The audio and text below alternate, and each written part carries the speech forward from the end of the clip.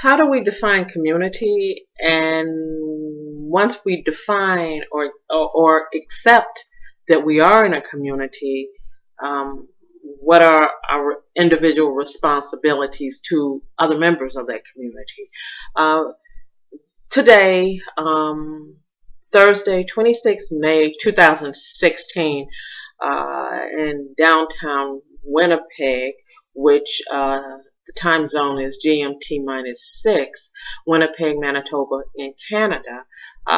There was I'm sorry, and the time would be somewhere after 1400 hours, between 1400 hours, 30 minutes, but before 1500 hours.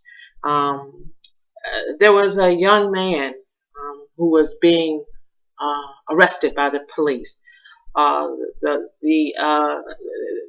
there were several squad cars, and my impressions are not particularly in depth, but but observing as loosely as I did observe, I was left with questions. As I approached the event, initially I was 2 blocks away, and I saw the squad cars, and I chose to walk closer, but then I stayed approximately a block away, and I asked what was going on.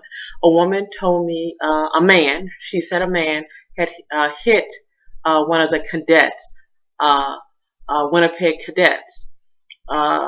And then as I saw the area seemed to be more secure and more people were stopping near the incident, I approached. It was a First Nation man who was young, under 30. He appeared agitated. He was giving voice to a great deal of profanity. But what was very interesting was the response of people around him. The bulk of the officers were white.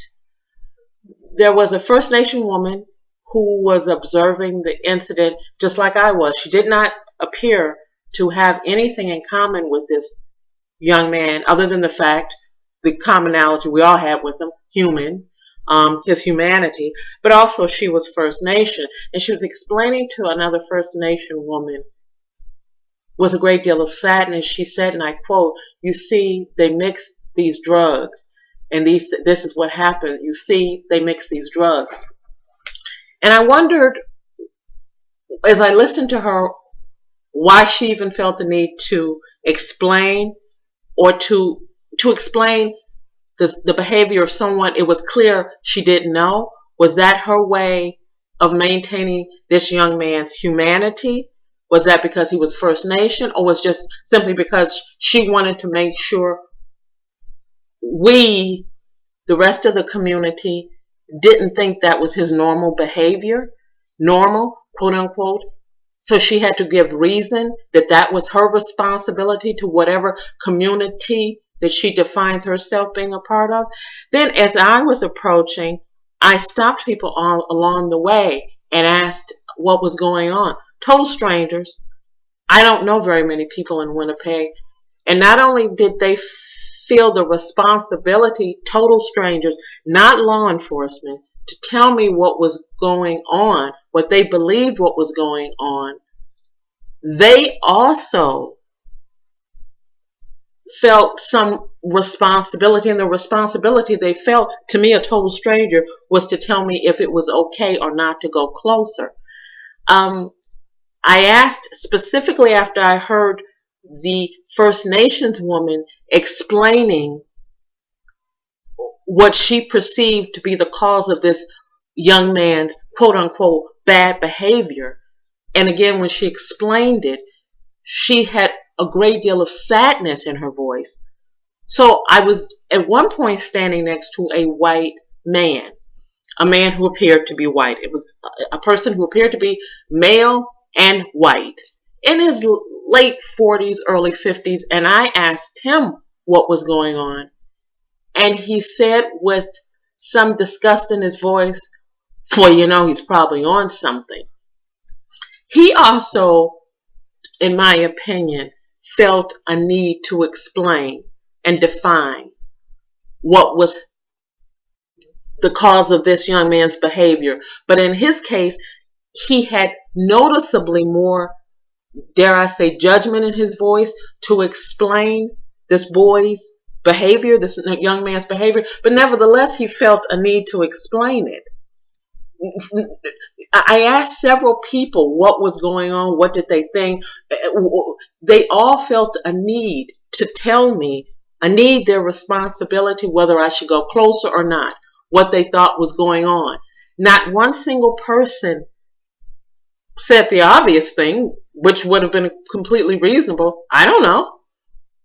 And why should I know? I don't know. I'm not law enforcement. I don't know you.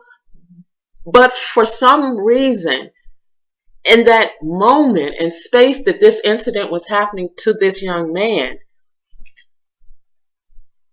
a community of observers existed. And that community felt a responsibility to those of us who were the observers, each other. And in some cases with the First Nation woman explaining the erratic behavior that could fairly be described as erratic. He was loud. He was boisterous. His language was extremely aggressive. And it was not being matched by law enforcement. And this First Nation woman that I do not believe knew him at all felt her responsibility to her community, however she defined her community. And I don't want to make assumptions that simply because the young man in distress and the woman explaining his behavior with compassion and sympathy both appeared to be First Nation, that she felt in community with him. But nevertheless, those are things that I can't overlook. How do we define humanity, the humanity of the other? How do we give voice and bear witness to the humanity of the other, whether it be to tell a person it's safe to go closer, it's not safe to go closer? You see, the reason this young man is behaving this way is because they're experimenting with these drugs. Who we are, what we are, how we connect to the other, if we connect to the other, if we don't connect to the other, how do we define the space we occupy? How do we define the people that we share space with? These are all the questions that today's incident in downtown Winnipeg